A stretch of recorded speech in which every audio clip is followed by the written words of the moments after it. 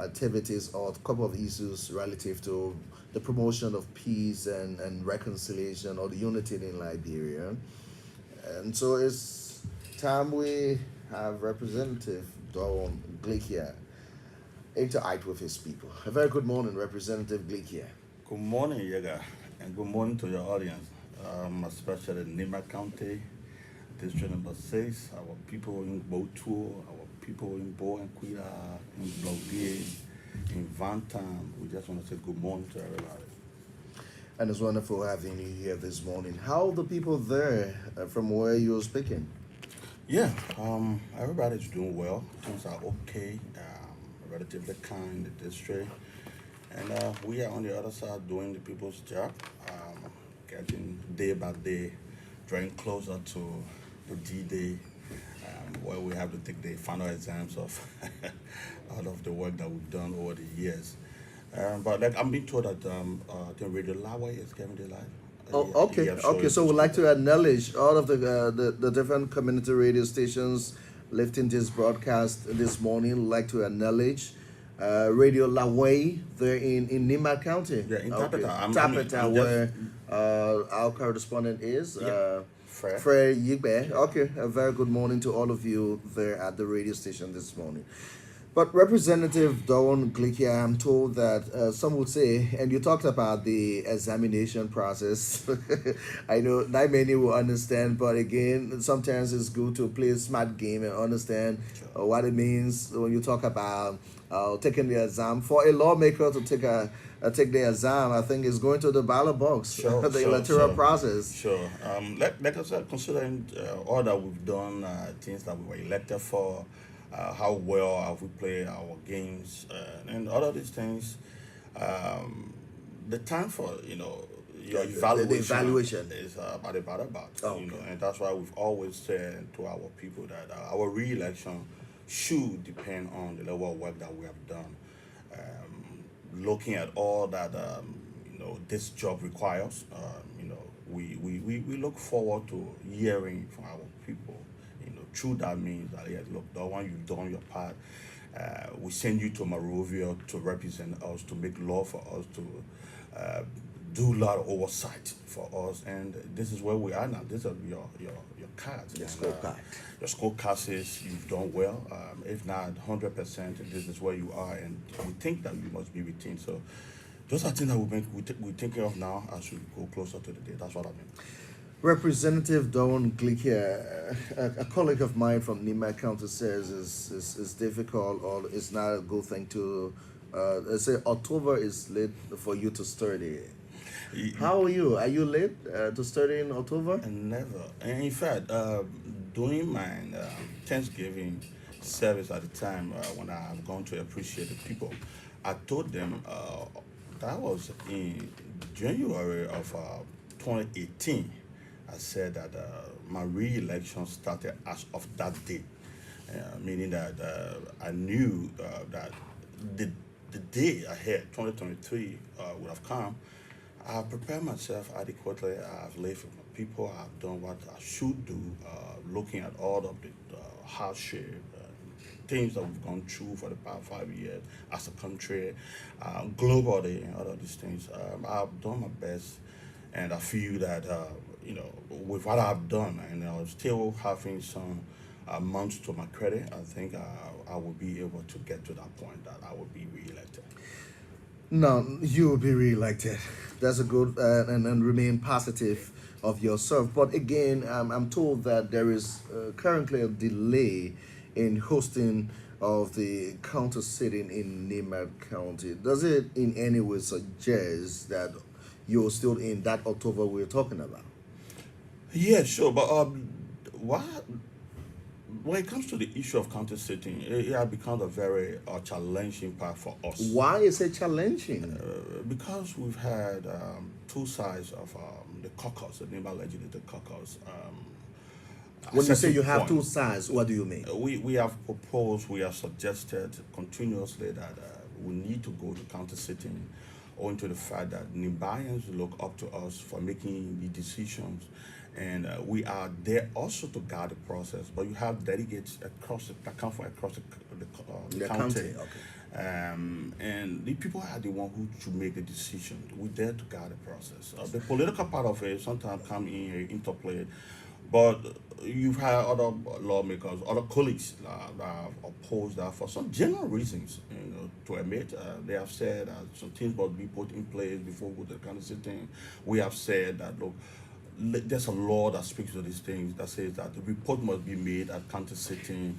But we've been going through for some time, and I was trying to believe that that is some injustice that we're doing to our people because these things are for us to amend a company to amend our development agenda for the county, for the district, so to speak. So the fact that we're not taking advantage of it, we're not going to do these things, it poses problem for us, and we hope that we'll have the time again that we will sit together as lawmakers, as the caucus of Nimba to say that look, our people have said this. This is what we need to do. In the absence of that, there are so many things. And just to talk about that quickly, Yega, the first city we went to, the successful one we had, when we came from there, there are two solid projects today that you see in my district. There's an annex to the Border High School in Tapeta City, and then somewhere in the 40 community we have a clinic that is nearing completion. So all these things, if we have had this regularly, every month, going to the city, having our portion of the social development fund, county social development fund, would have done more than what we have to do. So that's why it's important. When there were people asking me questions, I feel that yes, indeed, I think we are the problem. Are you one of those? Oh, the lawmakers are the problem for not holding the county sitting. I wouldn't want to say just lawmakers, but leaders of the county, including the county administration, the PMC. But we are the biggest stake into this, and we need to make the ultimate decision on behalf of our people. The fact that we're dragging on these things, I think is a problem. The problem is coming from us, and we need to solve it. Leaders of the county Oh, are yes, responsible for the delay in holding the Nimba County county sitting. Yeah, including us, the caucus. Because the thing is, if we are to just sit, things have happened before. Why are we not taking the correct Are you measures? aware that you're on record for saying that? Oh yeah, sure. I'm on record, and especially on the bigger, if not the bigger platform, I would consider a bigger platform in probably like you, saying this that yeah, the problem is with us. We need to sit together as leaders. We need to let go of some of these things and take the corrective measures. Are you one of those supporting the sitting? Oh yeah, sure. I have supported. I've said it.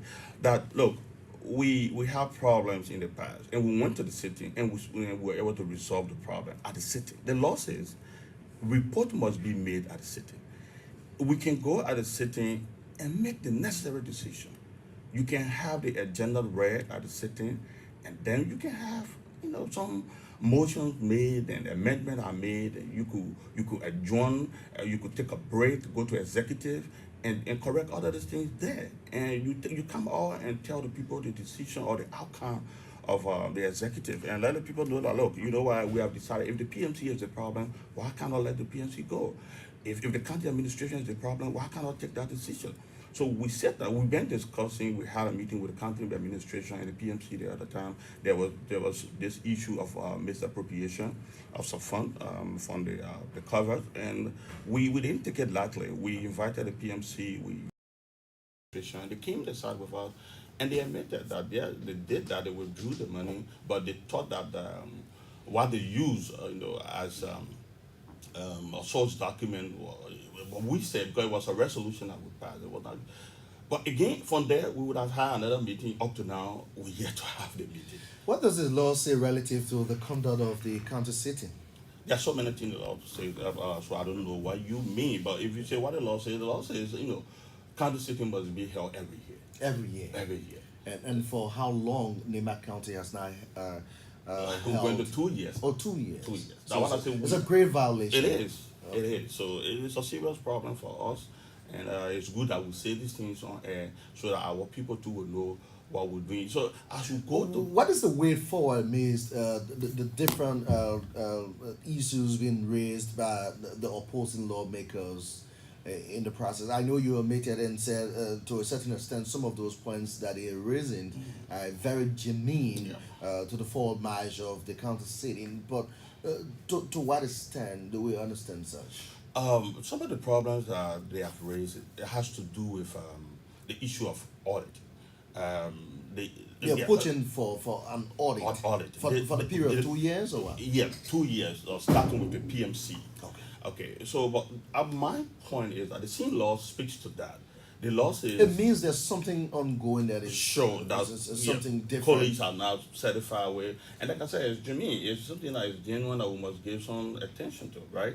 But our point has been that you know what the law says report must be made. Like I gave you $1 million as an entity. So there has been no report. Then how There is a come? report. Oh, okay. There is a report.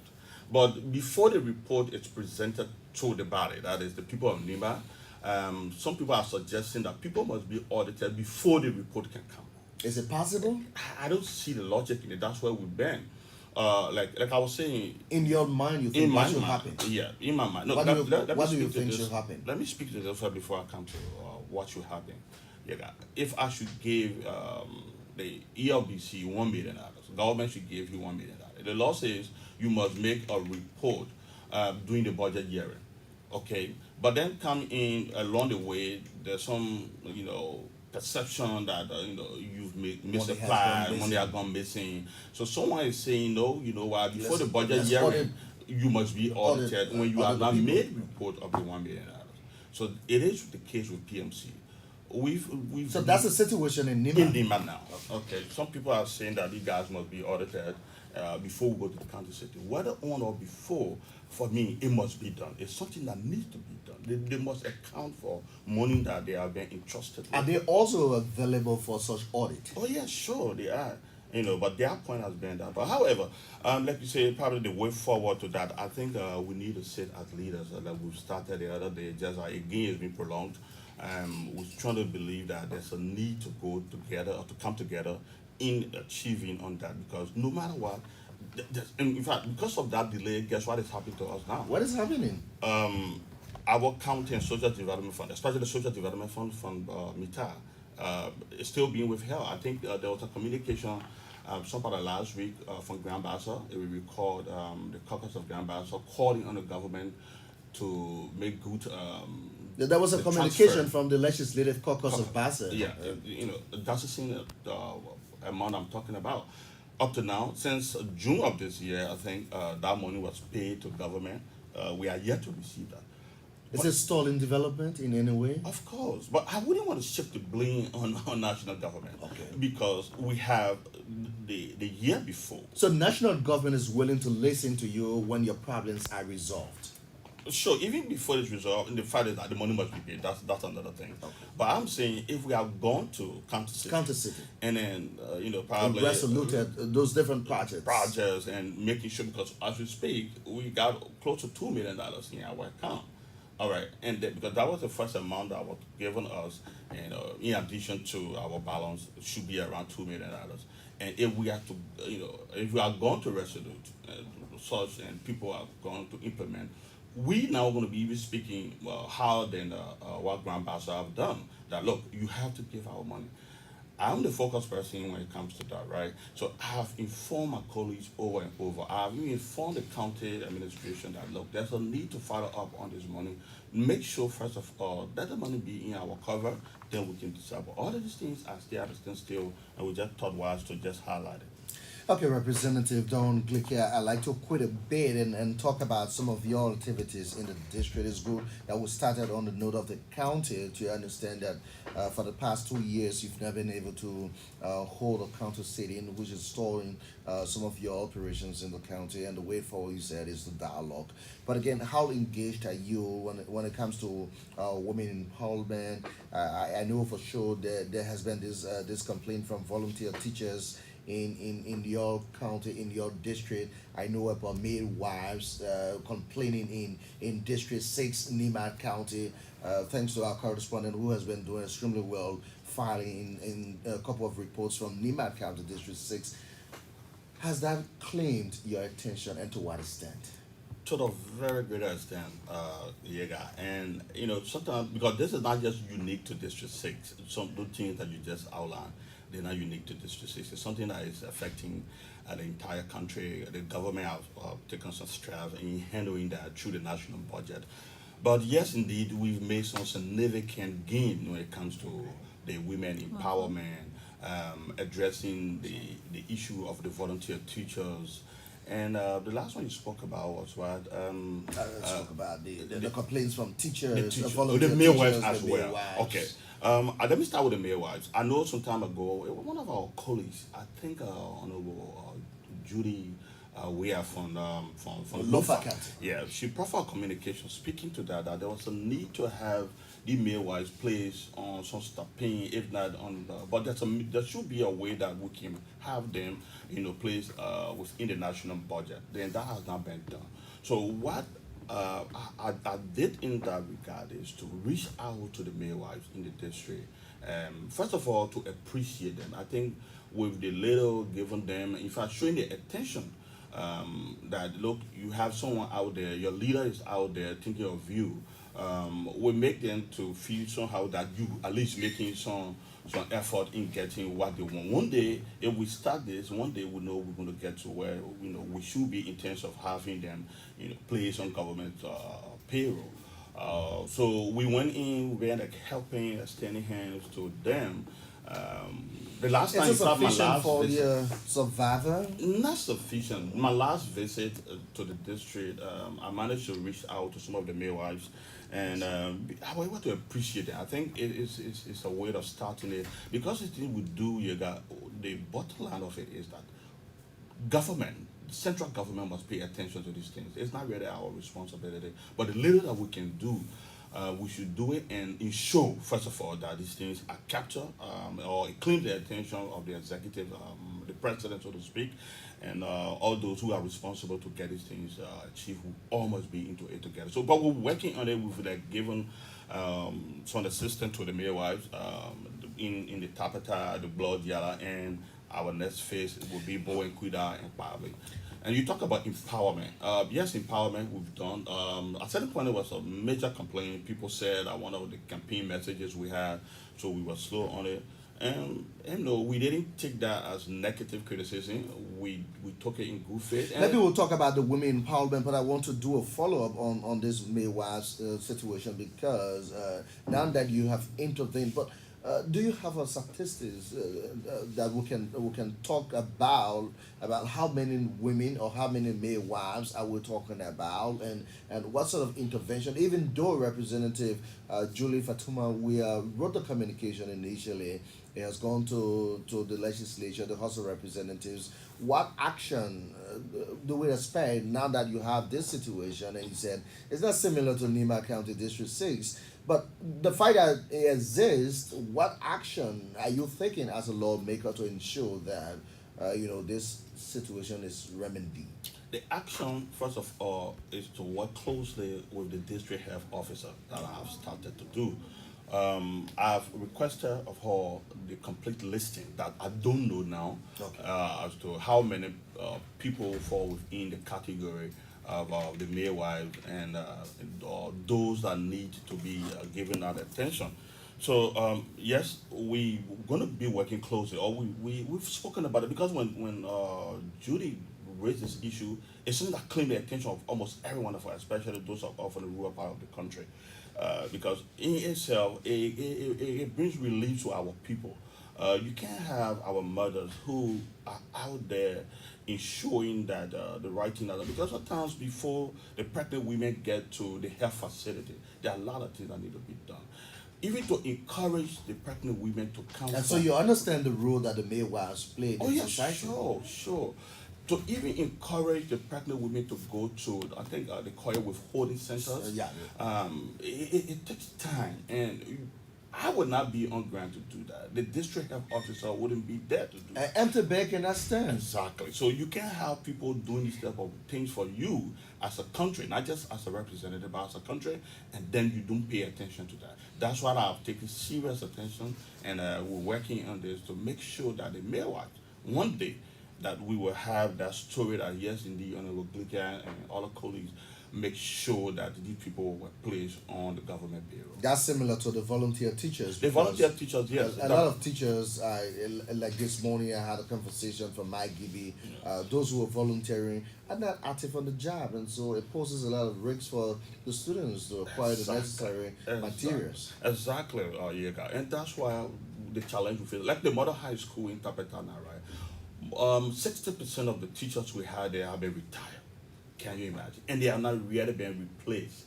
So it takes time. Those who are volunteering, ensuring that the children are kept in classes, these are people that are getting paid. So the last time the DEO, along with the Education Council of the district, they did some marvelous job. They came up with some proposal as to how in fact, coming up with their annual budget, right? And there was the gap of 226,000 dollars. So what I did was that I committed myself in paying that $226,000 because it goes directly to the volunteer teachers. And I feel strongly that when that is done, just I think it's just a little bit of helping and showing that the guys remain in class. It doesn't mean anything because I pay up to because that money should be paid within 6 months. And I pay for the $3,000 every month. And if you do the math, you talk about maybe just five to something less than 50 United States dollars. And if we can't do that for the teachers, I think it's an injustice to them, and not just because they're volunteering, but we who today are on the type of platform and making a case. They are the teachers back then are not given all the foundations. We would have been sitting here today talking the way we're talking. So we need to support and give back to our people, and I think that's one of the ways. So I remain committed to that. So the issue of the complaint from the volunteer teacher is being handled by me. You can call anybody within the district. My district has two educational district, District 1 and 2. So with this being done in District 1, now we're going to be moving in District 2 to ensure that similar thing is done. Now let's wrap up on your women in parliament because I have this situation from the legislature. I know for sure ELBC reported that news, and I want to play some spin and some spin around it or kind of premiere on it in the process to hear from you as the proponent of the bill. But what sort of women in parliament are we talking about? How different is it for you? Yeah, we felt first of all that this empowerment would have gone through the marketing association because we made a very, in fact, our support base, the women who came out to support the 2017, we have promised them that look, we were going to reach out one way or the other, the little that we can do, empowering them through business, the small businesses that they do. So we started by giving them some cash. We launched a $1 million project, make available the first 50% of that. And besides that, we noticed that there was a lot of pressure being placed on the marketing association in the district. Because it's political money? Not real political, because like I said, this is not just a loan, I consider grant, Okay. because it's something I'm giving to them, and we only guiding them in the process as to how it should be managed. So because of the pressure that was placed on the marketing association, people were complaining. So I spoke with the leadership of the marketing association, like, look, you know what, let's do it another way. I'm going to have a group of 30 women, let's say, and whenever I had that, I would give $50,000 as a way of just making them to do that little 10-year round, like we might say in a Liberian way. And since we started that year, we've reached out because we got a target of 16 groups. So we reached out to over 7 of those groups, and in itself, that has reduced the pressure that was then put on the marketing It's association. making impact. It's making huge impact. But again, the district being so large, we've not been able to reach out to everybody. Are you overwhelmed with the situation? I'm not. Okay. Not in a sense that because I got so many people out there who deserve it, who I need to reach out to. So doing 30% or 40% of the total, it doesn't mean anything to me. Yet to just be overwhelmed. To celebrate. Overwhelmed, yes, indeed. I could say it is. Probably another challenge, but I would not just feel that I'm overwhelmed with it because it's something that I feel that I must do for my people, and it's part of the job, and it's part of some commitment that we've made to them. Do you have plans to extend the fact that you talk about the size of the district, and how do you intend probably to have the women benefit from such? Yeah. Are there plans to extend? Oh yeah, sure. Because up to now I've not even reached Bo and Quita because I know the women of Babli were the first. I reached out to Babli women, especially the one in Morovia, and then we went to the Bloor and the Bear area. The who listen to me, who know the places. So yeah, I still got and Bo and Quita is another very big area that when going there you need to adequately prepare for that. So I'm planning to take on Bo and Quita come December of this year. Is it a difficult thing, in your words, to be a representative who comes from rural Liberia? It's relative if I have to speak in that context. Difficult in so many Maybe ways. the financial burden Yes, associated it is. with meeting the needs of the people? Yes, sure.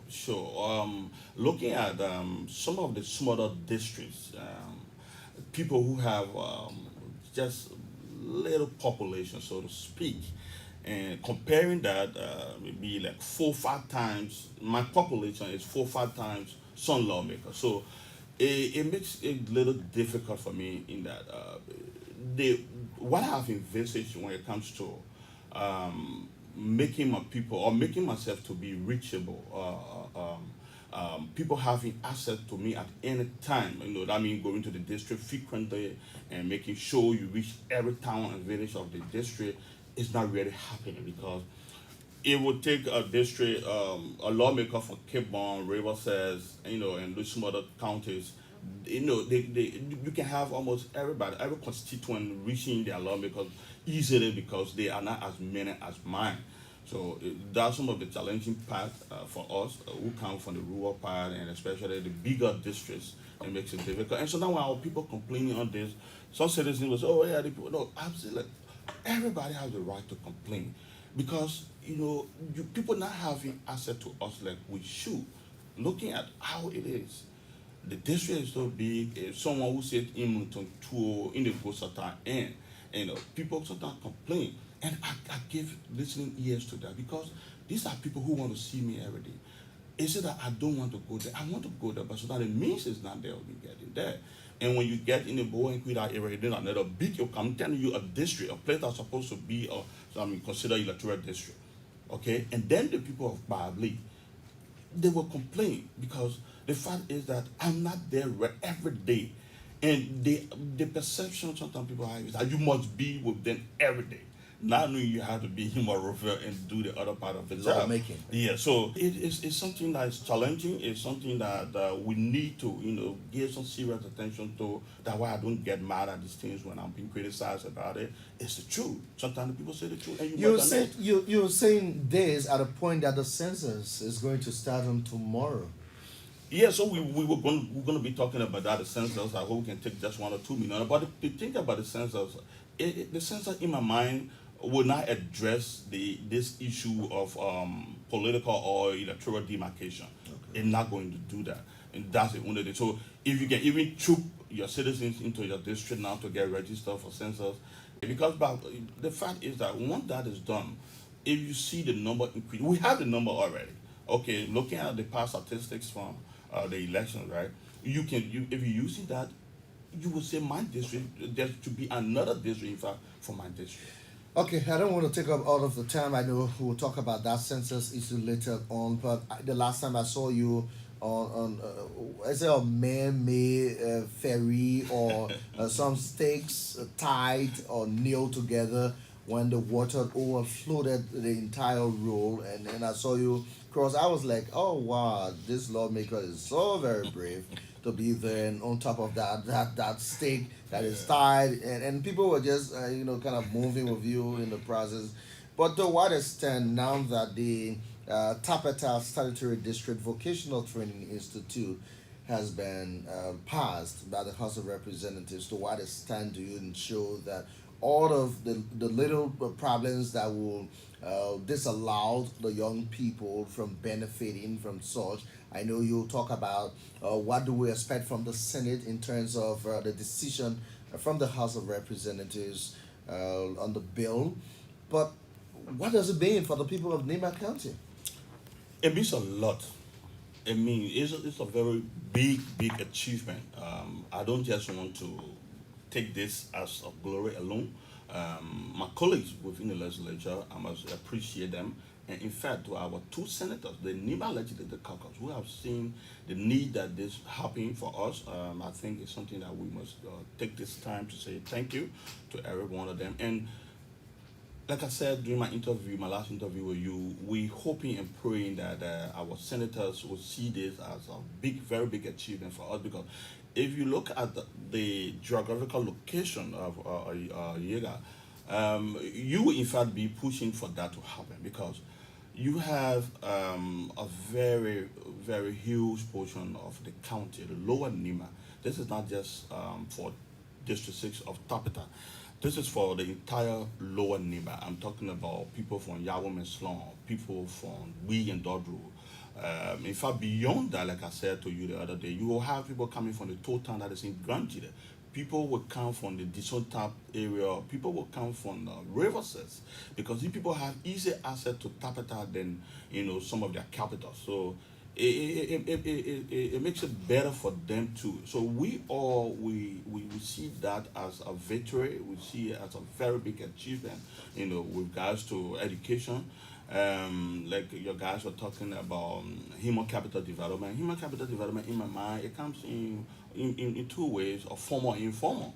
And that's why we now making some effort in getting in touch with Ministry of Youth and Sports. I spoke with one of the ministers this morning. He asked me to be one of our sons from Nima as well. So there are a lot of conversations being held now. You find our citizens from the diaspora have started getting in touch with me. So this is not just going to be just, while it's true, it's going to be a state-run institution. I can tell you for sure, the people of Lower Nima are gearing up to see how they can give a massive support to this because it is for them. And the Model High School, those who listening to me, are some of our parents who know the history, right? The Model High School we have today in Tapeta, you know that it wasn't built by government. It was built by our forefathers because they saw the need for education at the time. So our fathers, our mothers stood up and said, look, their children needed to have gone to school, and they did. So it's going to be a similar case with this vocational training institute. The citizens. Is it first of its kind to hit Nimba County? Yeah, I would say in post-war, yeah, because we have the Quindin Vocational Training Institute, but it wasn't a state-run institution. It was a private owned institution. But for now, this is the first time to have a government-run institution in that. So, like I was talking about the formal informal. Yeah, you want to say something? No, how is it going to enhance maybe the workforce in terms of having a workforce for Nimba County and other counties like you named? Okay, so workforce, let me look at it from two ways. The workforce is that once this gets through to the Senate, the President passes it, what we're going to be looking at is the same approach used by the Nimba University now, then the Nimba Community College. When we got ready for our community college, we didn't wait for government to build all the structure. Okay. What leaders did at the time, the Sunny College Central High School, the premises of the school at the time, was then turned over for the community college because we saw the need and the importance of it. So it was similar to what took place in Basse. Okay, so look, my man, I gotta praise myself now. Oh, okay. Y'all can kind of tell your own. Let me. How sure are you I'm from Basse? Okay. So yeah, we did that, and as time went on, the president of the college at the time got in touch with donors, and today if you go there, I think the Nimba University, the campus is, I don't want to say bigger than the University of Liberia, but I mean, let me just say level you to go and do your assessment on that. But indeed, yeah, today but we expect such. We expect such. That's in the case of the vocational school. So with that being, so we have a precedent. We got a history of it in Nimba, right? Oh, right. So now going to Lower Nimba, we have the Tapa Memorial High School, the campus. So thinking that this would have come, what I did was that we first went in and renovated the structure that I told you about. Okay. We did a massive renovation of that structure some 2 years ago. And then we didn't stop there. The County and Social Development Fund, the portion allotted to us We today got an annex to the school. So we were doing all of this thing in preparation to having this vocational training institute. So now that we have it, the plan is that we're going to have a 5 year plan, right? The Okay. 5 year plan will include the construction of more structures. But we're not going to wait for the structures. I'm working along with like some of the citizens in the diaspora. We're going to be coming up with the design of how we need this thing. So once you do that, every year with a budgetary support from government, you can ensure that at least a structure is built. You can have donors. You can have the citizens in the diaspora. Like I said, even the citizens in Monrovia or in Liberia, people will turn out to contribute, even if it's a dollar towards such a project, because we feel that is another. Because the importance of that also, I spoke about formal and informal. So vocational training comes both ways. It comes in formal and formal way. Okay. If you talk about the formal, you if someone go to school, probably graduated from high school, and then or someone is in high school and still and just want to take on vocational, for vocational training, that's the formal part of it. But you have some of our brothers, some of our sisters, even mothers and fathers who drop out of high school, who drop out of school years back, who don't just have the means of going to continue in their academic program. They would choose to go to the vocational program. That category will be is considered as the informal training. So that's why we're going to be working along with Ministry of Youth and Sports as well. But for the formal part of it, the Ministry of Education, controls that, and we're going to be working along with. So once this gets passed by the Senate, which I know will be done as soon as possible, once that is done, we roll it out with Ministry of Education, Ministry of Youth and Sport, and then we can start, in the full implementation of the activities of the institution. Nimba County District 6 representative and the chairperson of the House Committee on Peace and Reconciliation is my guest on the Super Morning Show.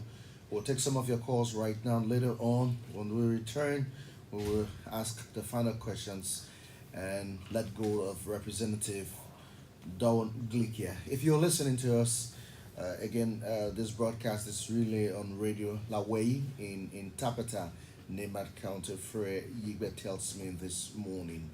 0770 879263 0770 879263 or 0886 879263 0886 879263 are the numbers to call if you have a question, if you have a suggestion, recommendation, whatever you have, please call in.